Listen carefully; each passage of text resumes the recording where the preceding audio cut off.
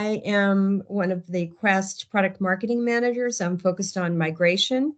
And we are happy to have you here today to join us for our tenant-to-tenant Power BI migrations, the next frontier. So sounds so mysterious. So before we get started, a couple things that I've been asked to cover. This is being recorded. Katie, who's on our line with us today, just started the recording. And the purpose of that is just to make it available on quest.com in case any of your colleagues weren't able to join, or in case you want to go back and re-listen to anything, because it's going to be some compelling content today. So please use your chat to ask any questions. We have a couple folks who are answering questions in the background. Vineet Bhargava and Craig Baldwin are both on, and you'll see them in the chat, and they'll be answering some questions. So keep them busy. Don't let them get bored out there. And they'll answer questions throughout, and then we'll also answer some questions at the very end. Our two presenters today, Sean Visser and Gary Hughes, are ready to go. So with that, let me just turn it over to them. And guys, make sure you're off mute and ready to go. Thank you. Perfect. Thanks so much, Janet. Fantastic. All right. So yeah, as Janet already said, the topic for today is the migration of Power BI between tenants and Microsoft 365. And my name is Gary Hughes. I'm a technical product manager here at Quest. And I'm Sean Visser, also a technical product manager at Quest. Fantastic. All right. Okay. Some of you might have joined us today. You know, reading the subject of today's presentation, and you might have had the question come to mind: Power BI migrations. What's the big deal? So let's answer this question first and foremost. Okay. So diving right in, let's take a look at Power BI.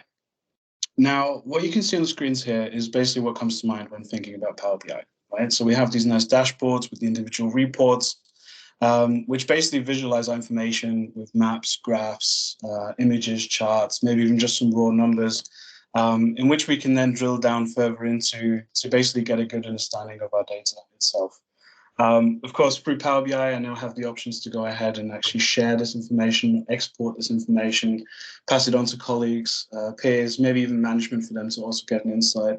However, those of us who are more hands-on with the topic on hand do kind of understand that there's a lot more to it than what meets the eye, essentially. However, a migration user who just goes into the project of migrating Power BI, their process can quickly look something like this, right? So the migration user essentially just gets in his car, migration tool, whatever, takes it for a drive down the road. The first bump in the road, the whole thing basically just comes flying apart, leaving the migration user rather frustrated. So I'm going to hand over to Sean to maybe help us understand what actually went wrong for this migration user when trying to simply migrate the report. Thanks, Gary.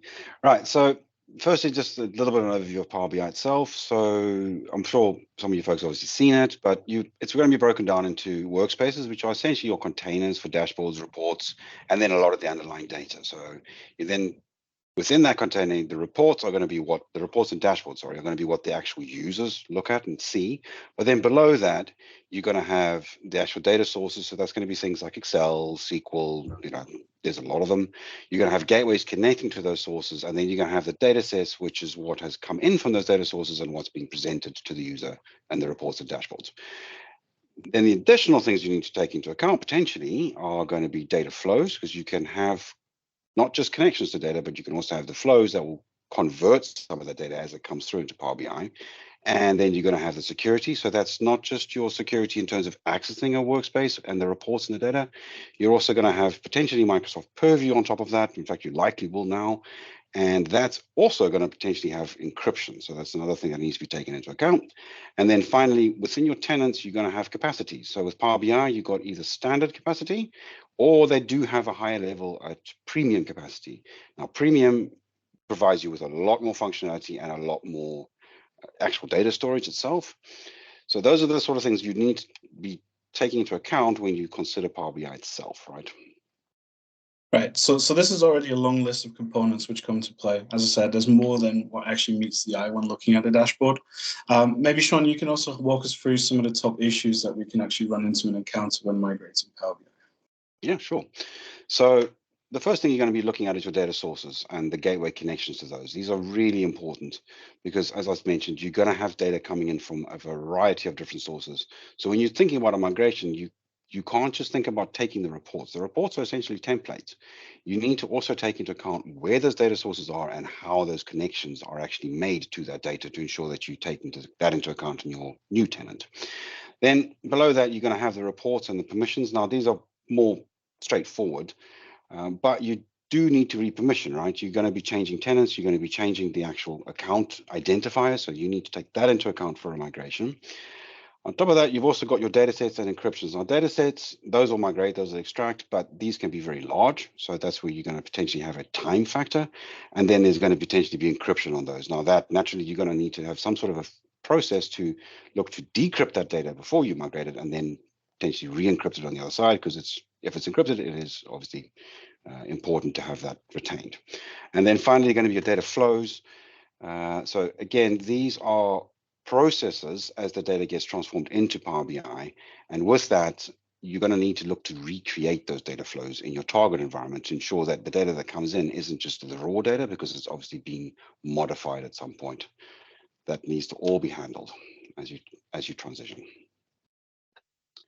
Right, so this is essentially potentially what your Power BI tenant may actually look like in terms of the data that's coming into it. It is complex, right? So we've kind of broken it down into 4 sources or potential types of sources, shall we say. So the first one you're going to be looking at is going to be data that's just been uploaded straight into Power BI, right? So that's going to be things like Excel. Users just taken an Excel spreadsheet, imported it.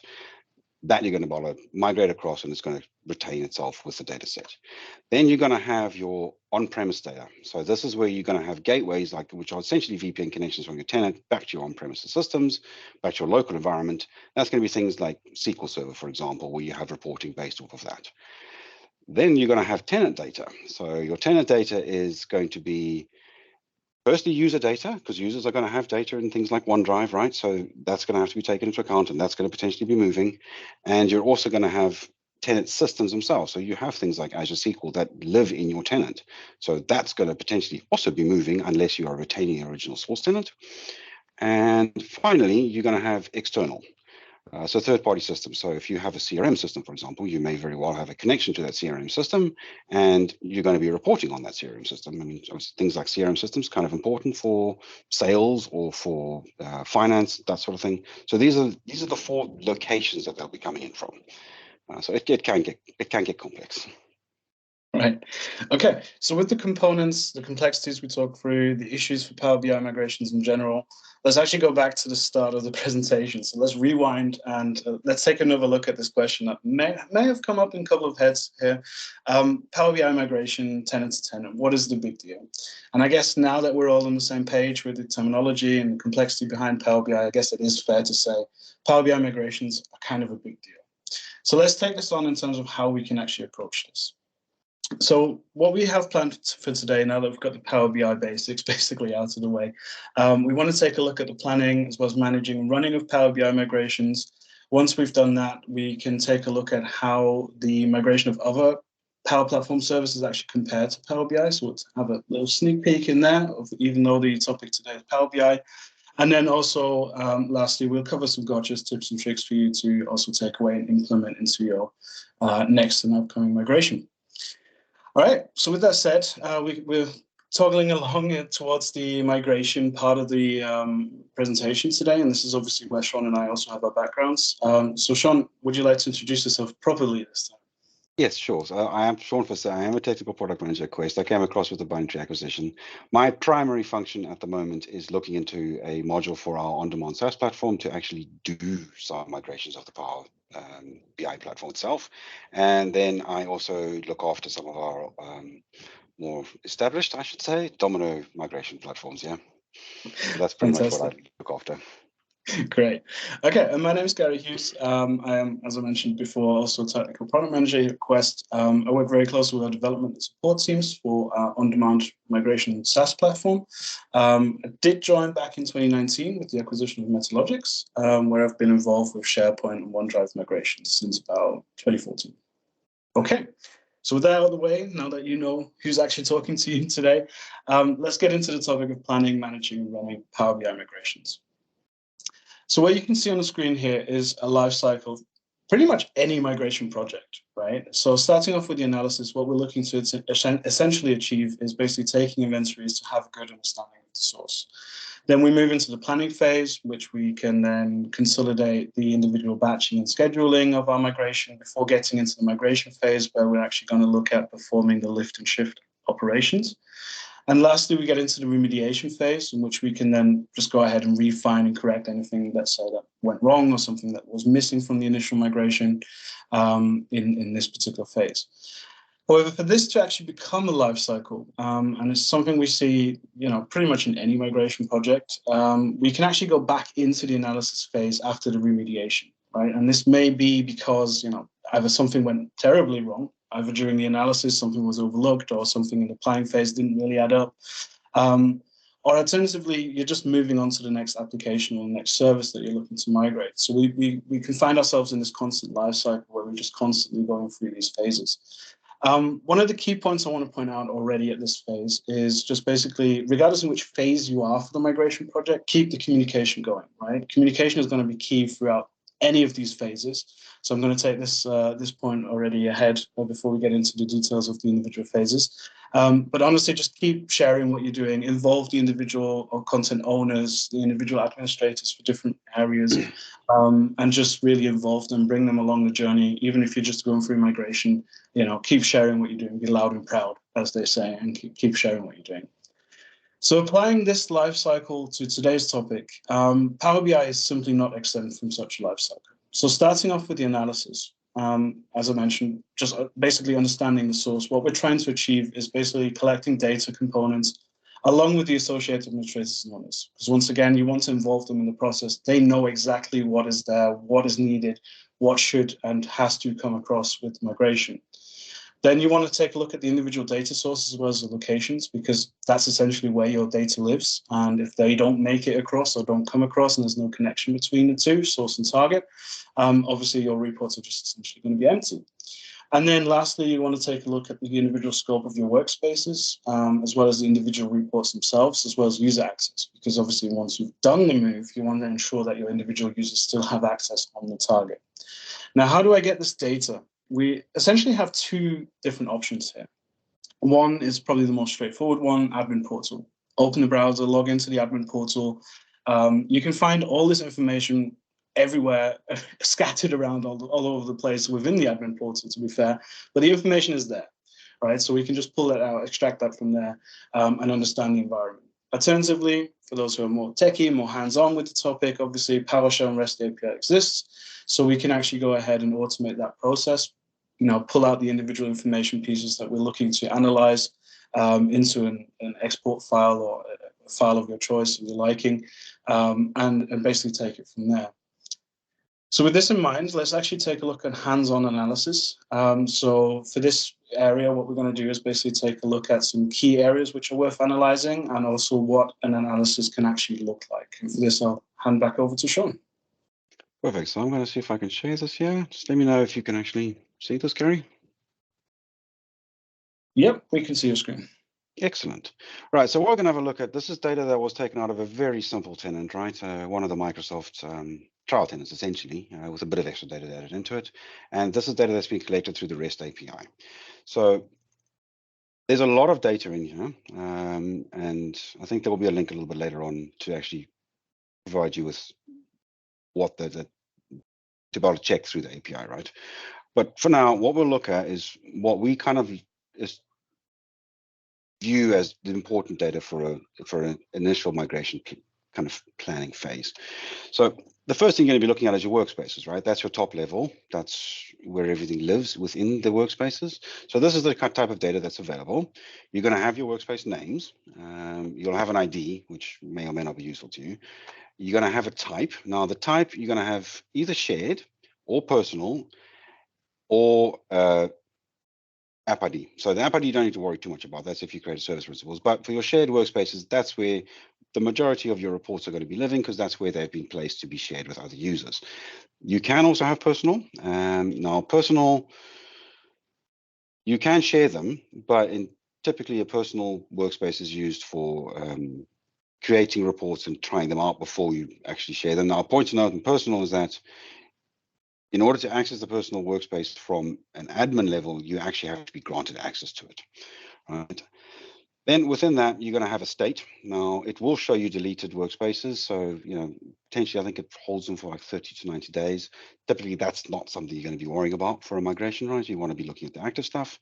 Then you want to look at your report counts. So you'll see here, some of these don't have reports in them. So the workspace exists and the personal workspace is being created automatically by Microsoft, but there's nothing in it. So this is where you could potentially filter some stuff out for your migration. Then you've got capacity. This is really, really important one. Like this one here has premium capacity. So that's something that you're going to want to take into account and make sure that you have licensing in the target environment to handle that premium capacity. You will not be able to migrate premium into standard. And then you've got your user counts. So that's typically the number of users that are accessing the reports. And this is where you're going to need to take into account who's migrating. And then you're going to have the admins, which are either admins or owners. It depends on the naming convention. These folks here will be your stakeholders, right? These are the people that you're going to want to talk to say, does this need to be migrated? When is it going to be migrated? The communication that Gary was mentioning. So then below that, you're going to have reports. So there is quite a bit of data on these. So it's going to give you the report name, the workspace names. You'll get the report names themselves. And then beyond that, you will actually get a little bit more in terms of modification dates. So that's an important one to look at. If a report's been recently modified, that's not recently used, that's recently modified. It means that someone's actually updated the report itself. That's an important one. So obviously, if that date is 2 years in the past, then potentially you may not need to actually be looking to migrate. That is something to be checking on, right? And beyond that, you're then going to have, there's a lot of other extra data, but what's going to be important is going to be the data set type. So this here, you'll get told it's file. So if an Excel file has been imported, it'll be a type of file. Here we've also got SQL, and you'll see there that there is a SQL gateway involved as well. So this gateway is going to need to be checked, and the gateway potentially recreated in your target environment to make sure that you still have access back to the SQL server on premise. Now there's a variety of different data types. So I think it's about 70 that it'll import. So this is an important thing to have a check on. This is where you're going to be checking those data sources. Beyond that, you're going to have your access. This is pretty much standard for most of your workloads. This is who has access, whether it's a group or a user, what the level of the access is going to be so that you can ensure that you are recreating in a target environment. And then you're going to have the email address, basically your mapping, essentially, right? Beyond that, you can also get some data out of the Power BI service itself. Now, this is configurable within Power BI up to 90 days. This is what is available in Power BI. Now, there is more reporting in terms of activity, but that's actually more of a tenant process than a Power BI one. So the Power BI will typically only go up to 90. So again, you're going to have your creation dates. If that's recent, probably something you want to look at. It's obviously being actively used. You're going to have modification dates, same sort of access on that. This one is probably your access time is more important in terms of when the last time, within the last 90 days that a person accessed it. Now, just because a report doesn't have any access in the last 30 days or 90 days, for example, doesn't mean it's unimportant though, because you can have reports, particularly for like say finance year end, they're only going to be used for like 3 months of the year. And it's not necessarily, depending on where you are within a year, that report is actually recently used. So it's a good indicator, but probably you would need to go a little bit further into that if things haven't been used recently. And that's pretty much that's an overview of what you can get. There's a lot more, but this is probably what would be your starting point, right? So I'm going to stop sharing and we will pass it back to Gary. Yeah. I'll take the sharing back over and you can continue from there. Perfect. Great. Okay. So once we've done the analysis, it's really time for us to move on to the next phase, which is the planning. And my clicker doesn't work. There we go. It's got old school with the mouse. Right. So in the planning phase, I mentioned beforehand that batching and scheduling is a big part of planning. However, there's a bunch of different multiple different decisions to be made here. One of those decisions is obviously around what exactly am I going to actually take across with me for the migration, right? So we've already seen in the analysis phase, we're looking at individual modification dates, etc. And this analysis will help us really determine this. Now, when we migrate the typical let's say, yeah, typical Microsoft workloads, we usually have these three pathways, right? Where we're looking at migrate, do not migrate, and archive. So we already have a decision to make there.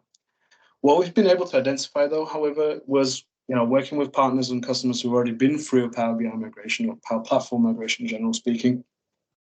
We've been able to identify that these three pathways are simply not sufficient enough. So what happens is we go in and actually implement something called a 6R classification. So starting off with data, items, and objects which are considered to be obsolete, right? So we have two options, removal and retirement. The removal basically allows us to go in and actually decommission or delete something completely from source for the migration. Otherwise, we can consider something to be retired, which would mean we could go in and just leave it behind, or alternatively just go in and actually archive something off in case the source is to be turned off, right? Then we look at the remain, which basically, again, is not considered obsolete as such, however, not that important to be migrated. In this case, anything that falls into this classification can then just be kept in the current environment, if the source is going to remain active. Alternatively, we can go in and actually save it locally by the individual owner, right? So they can just take a copy of themselves, export it, save it for themselves. If they need it at a later point in time, obviously they can go in and import it. Then we have two options for the rebuild and replace. Rebuild basically allows us to go in and actually rebuild something completely from scratch. Let's say if something doesn't meet the standards anymore, something hasn't been used as it should be based on the analysis we've just done, right? We might be able to identify those kind of areas as well. Alternatively, replace, basically allowing us to go in and use an alternate solution, which could be because business processes have changed. Something doesn't really reflect how we operate anymore, so we can go in and replace something, or there's just simply new technology, new apps, new functionality available.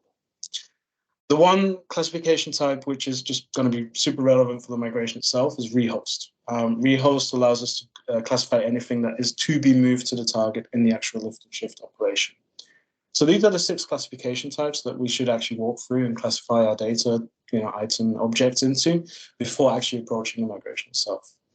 Sean, can you walk us through some other considerations for Power BI? Certainly. So the first, probably one of the most important considerations is going to be your source data. What is actually in use and where that data is coming from. You have to have that up front. Right, so then you're going to have the user migration status, right? So if you think about it, probably not much point in migrating your reports that the users are using before you've migrated them, right? So that status and that plan needs to be taken into account, and then you put your Power BI migrations on top of that, right? Then next, we're going to have your account mappings. This is probably fairly standard for pretty much everyone who's done a tenant-to-tenant migration, but it's something you can prepare ahead of time. Make sure you have it ready and available so that you're not migrating things and then suddenly deciding, oh, I need to now go and handle rerouting user permissions. And there's export limitations. Now, Microsoft do a very good job of allowing you to export a lot of the data out of the Power BI service, but there are some limitations. They are well documented by Microsoft.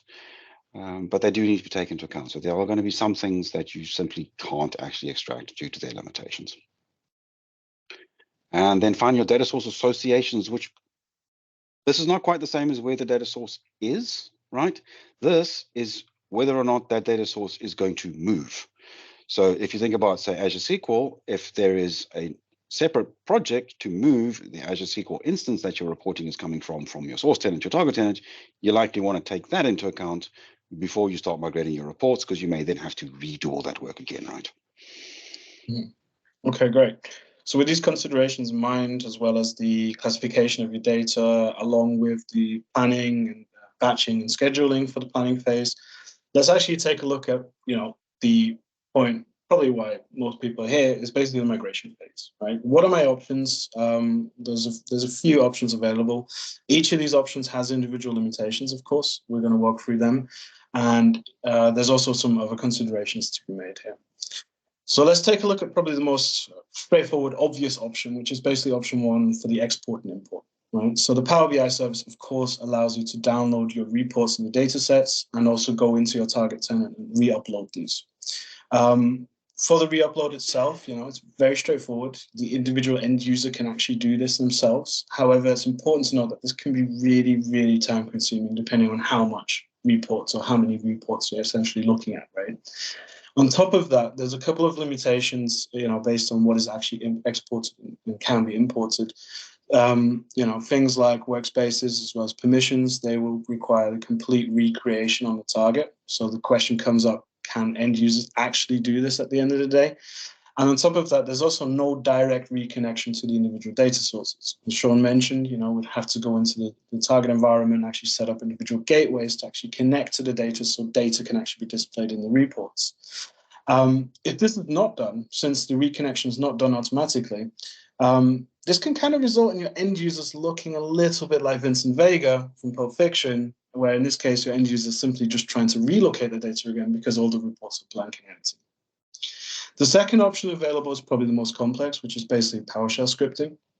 So again, Power BI service obviously allows or supports PowerShell in this case. It does provide options for you to go in for the export and imports to be scripted and automated to a certain extent.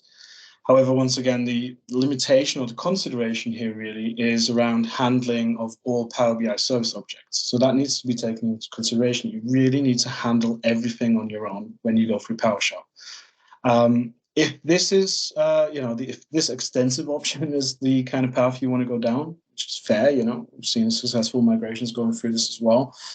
We've added a link here on the screen, and there will be a link posted in the chat as well, which takes you right to the Microsoft Learn page for the Power BI commanders reference as well. This should definitely be your starting point if that's the case. And then the third option, quite fittingly, is basically working with third-party tools. Now, before I get everyone's hopes up too high here, to be frank with you, there's not a lot out there today. And this is simply due to the sheer complexity of the topics, to the topic on hand, as well as the API limitations once again. I saw a question earlier when I was just looking through the chat while Sean was talking. There was already a question around, is this fully supported by Microsoft? That question kind of comes down to the APIs which we're using. They're all provided by Microsoft. So yes, absolutely, it's fully supported by Microsoft. But the actions that Microsoft support with the API are not complete, right? At the end of the day, the API is being used. Their primarily function is for the end user interaction, to be fair. So besides the API limitations around functionality, you'll also be hit with some fairly hefty throttling, depending on the sizes and the amount you're actually pulling through and migrating through with these third-party tools. Now, the other thing to keep in mind when working with third-party tools, it just has to be mentioned, obviously, is there's going to be additional costs, such as license costs, and depending on who you're working with or what tool you're working with, there might be additional consulting services which come into play. And this is all cost which basically adds on to the capacities we mentioned earlier. So you might need standard or premium, or even just the M365 licenses that you need on both source and target for at least the duration of your migration, right? The Quest, obviously, as you've probably heard it, and it's no secret we're talking about the topic of Power BI. We wouldn't do so if we weren't at this stage. But we do have a tool in the works, to be fair. I'm just looking at Sean's face to make sure I say the right thing here. Don't want to overcommit, but we do have a private preview available. So if this is something that you're actually looking at, you're interested in, you can sign up for it. You can get access to a discovery tool in this instance. And we're currently working on a migration tool as well, which would take over the reports, the data sets, the workspaces, permissions, and it will support a couple of sources as well for the migration piece. So that link should be in the chat as well. Perfect. All right. So for the migration options, the last thing I want to note on this slide is basically it's really, really important to understand that you're not limited to just one of these options. I talked about a couple of limitations here and there, depending on which option you're going down or you're using. But in this case, just keep in mind, regardless if you're using a third-party tool, you might still have to do individual pieces manually. You might still have to do some exporting and importing. You might actually have to go through with PowerShell, depending on what you're actually looking at to do, depending on limitations of the tool you're using. And the same goes for export and import. It doesn't support everything, so you might have to revert to one of the other options on the screen. So now let's actually take a look at how these different options apply based on different layers where these options become actually applicable. Right, so what we've done is we've broken this out into essentially 3 layers. So we'll start off the first layer, and this is essentially where the data is created by and from, and who could potentially do the migration of the data. So your first layer is going to be your end user data, right? So this is going to be data that's been created just by your, no, I don't know, is average the right word? A standard user, right? Someone who's imported some Excel documents and they've created some reports. Now, at this layer here, you could probably leave that to the users for them to just export and import those, because the process is going to pretty much do that for them. With a little bit of communication, just to let them know that they need to do it, you could likely get that done. The PowerShell section would also be quite useful at that point. Then your next layer is going to be what we classify as your power users. Now, these are going to be your more tech-savvy folks within the organization, and also potentially like your administration level. So these are going to be people that are going to be creating more complex reports. These are going to be people that are going to be creating reports that connect to things such as on-premise SQL. So there's going to have been a lot more of it in terms of a setup before you even started creating the reports. Now, oddly enough, these users can probably do the migrations themselves, and are probably have a better ability to do that. But they are going to need some assistance, right? Because they're not necessarily going to be able to create gateways. They're not going to necessarily be able to do that back-end tenant work. So this is where, yes, they could do the user migrations themselves. You could likely do it through PowerShell, but you are going to have some manual steps involved, right? To actually get that tenant up to date in order for that process to work. And then your final layer is going to be your pipeline applications. So this is where you're going to have your actual Power BI admins, your Power BI developers that are pipelining applications through for your end users to actually consume. Now, this is the layer that you likely would leave to those folks, because they already have a pipelining process in place. You're going to need to build a pipelining process on the target environment. This is not going to just be a simple migration of just the reports themselves. You've got an entire process. And this is a layer that you could likely just leave to the folks with communication, obviously, to recreate those at the higher level. Right, so let's kind of have a quick look at a migration. I'm going to just share again. Let's just make sure that this comes through again. So what we want to have a look at here is just what you would look at, what you would have as a manual migration process. So very, very simple here. Again, this is just a trial tenant. So what we're going to look to do, we've got a source environment here. We've got a report here, sales by country. And we have in here a SQL gateway. So this is data that's coming off of SQL. So we've got the on-premises gateway that's there. And we're going to look to actually just migrate this. So we're going to take that. We're going to download that. It's going to download.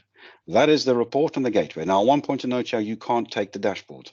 Dashboards are a little bit more complex. Those you usually do have to actually recreate. But your data set that's been renamed to semantic model. I think that was done in the last month or so. So if I say data sets, I mean semantic models, sorry. That's it, it's downloaded. So we've got it out. What we don't have those are permissions, so you would have to then go in and check the actual permissions, make a note of those, and then necessarily create them on the target side. So let's go across to our target environment. Here's our target environment. We're going to add a new workspace. So you'd have to obviously do this manually. Sales by country, yep, that's the one I want. And we'll just apply that. We're not going to do too much here because we do have some time factors. Let's hope it actually goes and reach that. So we have sales by country. We're going to then just go and upload the PIBX that we exported. There's sales by country. Open it up. It's going to upload. This is a very small report, right? So it's going to be very quick. If this was a 2 gig report, it's going to take a little bit longer, right? It's going to create your default dashboard. That's not necessarily going to be what you had in source though. So that's it. That is actually migrated. You would again have to go back into managing access and add all that back in again. The point though is that came off of SQL. So I do have a SQL environment here. That's now a new connection in the new tenant. What you're going to find though is if we go into the semantic model and we go into settings, it's going to tell you immediately you need to recreate the data sources. So that data source it's taken it across, but it's taken it across the data source that was in the source system. So you'd have to come in here, go in and pick out a gateway, and you would manually have to do it. So this will be the manual steps. And again, a point to note, PowerShell would actually allow you to rebind this, but it's not going to ever take your permissions, right? So Microsoft will not let you take permissions out, and that's not a bad thing. And that is essentially the process that you'll go through for one report or one workspace. So I shall pass back to Gary. Right. Yeah. A Yeah, reshared? you got it back again? Yep, I can see it again, yeah. Perfect. All right, so let's take a look at the remediation. Indeed, right. So as you saw there, the actual export and import is not that particularly difficult a problem to actually handle, but you are going to have to do those data connections, right? So you do have to recreate those connections. You do have to relink to those connections. And then the next one down is that you're going to have to re-authenticate to those connections, right? The other thing you do need to take into account is that you can have third-party add-ins, and I would sort of classify dashboards there because you can't export those, but you could have added in, say, maps, for example. There are processes out there that you can download and add into your tenant, obviously once it's been verified, etc. That's not going to be migratable because those typically have to be added to a tenant. So you're going to need to look to add those to the target side in order for you to be able to make those available with the actual reports that they are based off of. And then you have the general post-review migration steps, right? So this is, I would imagine anyone's done migrations, this is not exactly new. You're going to have a handover to the users. You're going to be doing some testing with the users. You're going to have confirmation with the users to make sure that they're all comfortable, that what's gone across is what's meant to be there. You're going to have communicated a go live date. Basically, that communication that Gary was talking about, that's where that's going to happen. Your typical post-migration to make sure that the users are comfortable. Okay, great. So we've walked through these 4 phases. So just to recap really quickly in the summary, for the analysis phase, once again, we're looking at taking individual inventories, understanding the actual source, and then also reviewing the usage of the source. During the planning phase, we're looking to scope out the environment, path out the migration plan, but also batch and schedule the migration before actually going into the migration phase, in which we're looking to, potentially run a pilot migration first of all, before we actually do the lift and shifting. And last but not least, as Sean just mentioned, getting into or moving into the remediation phase, in which we're looking to actually remediate the individual sources, as well as the authentications, which we just looked at in the quick demo, but also the user access to ensure that everyone still has access to the target environment. Now, I'm just going to keep pondering on this point. Communication is absolutely key, regardless in which phase you currently are. So once again, be loud and proud what you're sharing, involve individual users. It's the best way to actually make sure that everyone has a, great experience. This might be a bit strong worded for a migration phase, but overall to achieve a better time or a better experience for the individual users and also for yourself when you're actually doing this types of migration. Okay, so with the migration of Power BI out of the way, let's take a look at how this actually compares with the migration of other Power Platform services. So Sean, do you want to share a couple of key differences to Power BI? Yeah, sure. Well, so firstly, I'll start off with a lot of them are not actually that dissimilar, except that when you are looking at the other Power Platform services such as Power Automate and your Power Apps, you do need to take into account the fact that for Power Apps, for example, you're going to have a source system and a target system, right? So it's not just a matter of you are connecting to SQL and source. You're actually going to be connecting to SQL and source and using Power Automate to connect to, say, teams and targets. So that needs to be taken into account. One of the other things with some of the Power Platform is that it is good to verify what's currently actually active, what's in use. So this is something that your tenant will in fact tell you, particularly for Power Automate. You're going to potentially find that users have created flows that are either no longer necessary, or that the permissions have changed, that the passwords have changed, the app IDs have changed, they no longer function, and they haven't functioned in 2 years. So, really not much point. It's better to actually determine upfront what is actually active. Anything that isn't active, investigate it potentially, but if it's been erroring for 2 years, you probably don't need to migrate it, right? And then particularly for data for the Power Apps, and this does apply to the other functions, is that you're going to need to take into account the dataverse, right? So your tenant is going to have a default dataverse, but it's generally not a good idea to put things into that default dataverse. It's limited, so you're going to have created dataverses, particularly for Power Apps.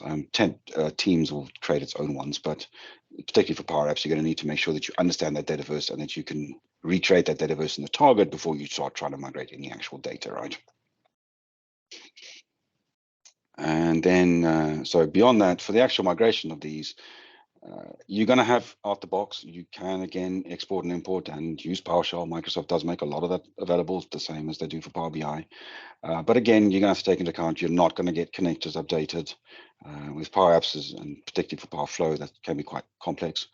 And you're not going to get permissions taken across, right? So you're going to have to handle all of that outside of the import and export.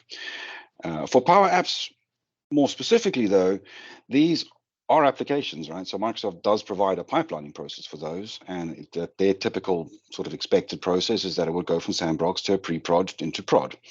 This is the process that you could potentially use to actually export the Power App, right? So you could actually, instead of using the process to go from sandbox to pre-prod, you can actually export that and move it from, say, your pre-prod environment, and then have it go across into prod in the target environment. They do make some processes available for that. That's basically it for Power Platform services. I mean, it's very brief. Obviously, this is So it's a lot to get into. Yeah, right. I mean, it's a topic of its own, right? Absolutely for its own right. No, but I guess it's it's important to showcase this because there's definitely some key differences between Power BI and the other Power Platform services for sure when it comes down to the analysis and migration. I guess the good news is that planning and remediation kind of remains the same. So yeah, there's not that much new to learn for those particular services in migration. Okay, so let's actually get into our final point on the agenda today, which is basically Gotcha's tips and tricks.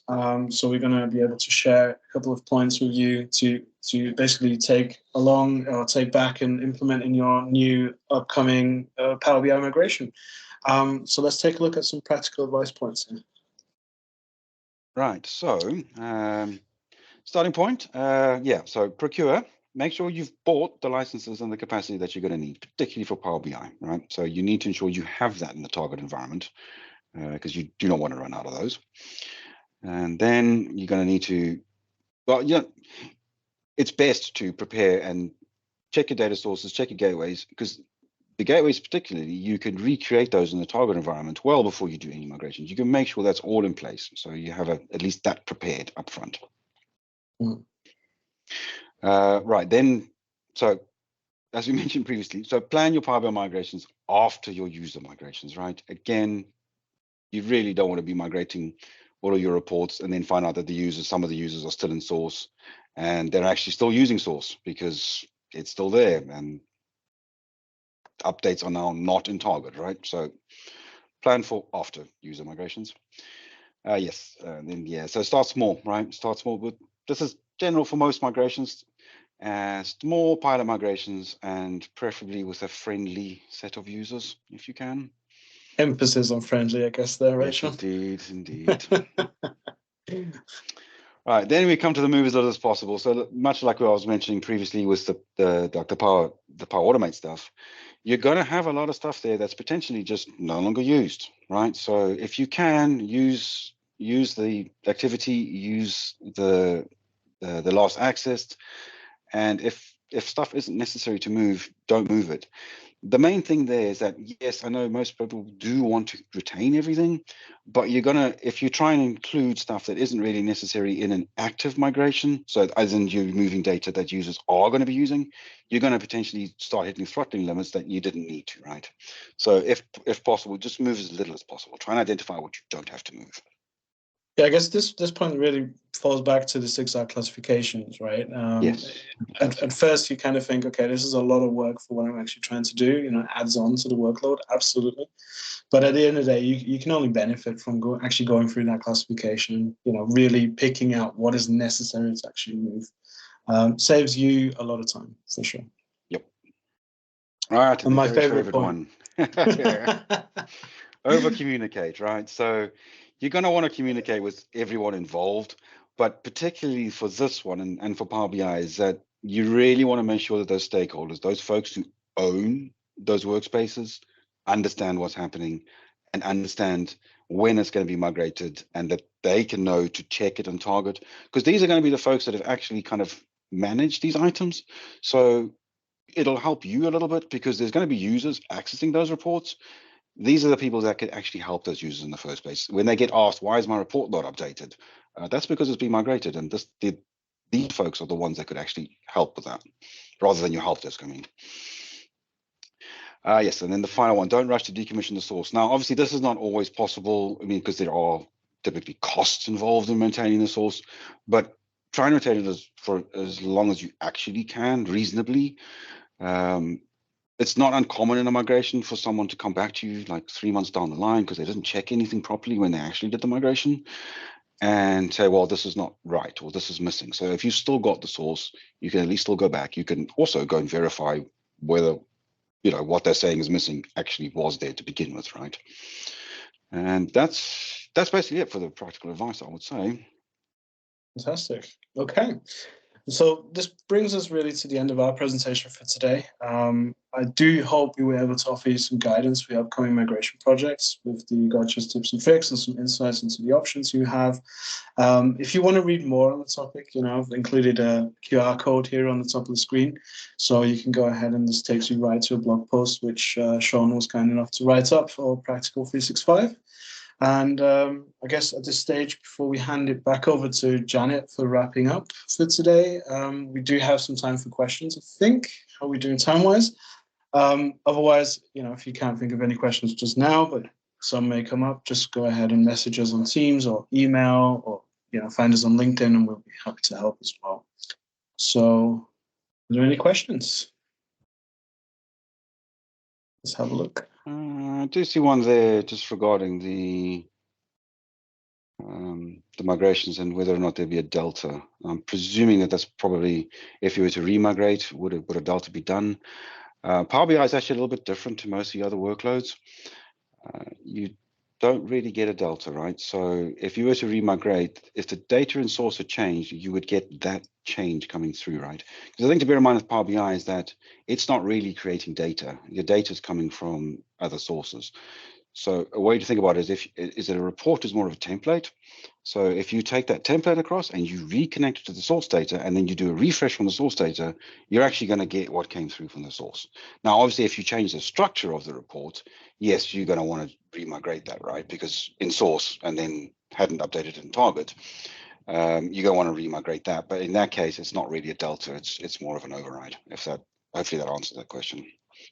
More of a complete remigration, yeah. Okay, yeah, makes sense. All right. I saw a question earlier. I think I answered it during the presentation, but just to make sure, is the solution supported by Microsoft? Yeah. So, I mean, coming back to that again, you know, the APIs that are being used are obviously provided by Microsoft, so it's absolutely supported by Microsoft. You know, there's nothing, how to say, dodgy going on or whatever. It's literally the official APIs which are being used. So, yeah, absolutely supported. A point to note there, though. So at the moment, we've got a preview. We actually have done a preview. It's essentially kind of done now, to be honest. Although you could actually still sign up to it if you wanted to have a check on it. That was for the discovery. We are now working this year on the migration side of things with some limited data sources. It's not out yet, but we are looking to make it available probably Q2. Don't quote me on that though. It's development. In terms of whether it's supported by Microsoft, it will be, as Gary mentioned, it will be using their APIs, right? So to that extent, yes, it is, but it's going to be a preview, so we won't have gone through. Microsoft themselves wouldn't have used it and ticked it off, if that makes sense. And then I think the last part of that question is just around Microsoft saying there's no tool to accomplish this. Yeah, pretty much true. Yeah. There's just no tool available on the market. So I think we are first to market with this kind of thing, which is pretty cool. And of course, you know, sign up, use it, give us feedback, and we can look at extending it, etc. All right. I guess since there's no more questions coming in, I'll hand it back over to Janet. Thank you very much for your time. Great. Thank you. So thanks everybody for joining our event, our Tech Talk, virtual Tech Talk. If you liked this event and you liked the content and you're interested in more content like this, we have an in-person tech event, and it is typically in the fall timeframe. It's going to be held in Dallas, Texas, in October 1st and 2nd. Last year it was in Atlanta. I think the year before it was also in Atlanta. Great learning experience, great learning event, chance to network with your peers, to listen to and also meet Microsoft employees, MVPs, as they share some strategy. So if this sounds like it's of interest to you and you're looking to register, drop that link in the chat. We also have another Tech Talk coming up next Thursday, same time. Check your calendars for your team's invite, and we'll drop that link as well. And I think that's it. If we had no other questions, then thank you very much for giving us some of your time and joining us, and hope you have a great rest of your day. Thanks, Jonathan. Thanks, everyone, for joining. Thanks so much.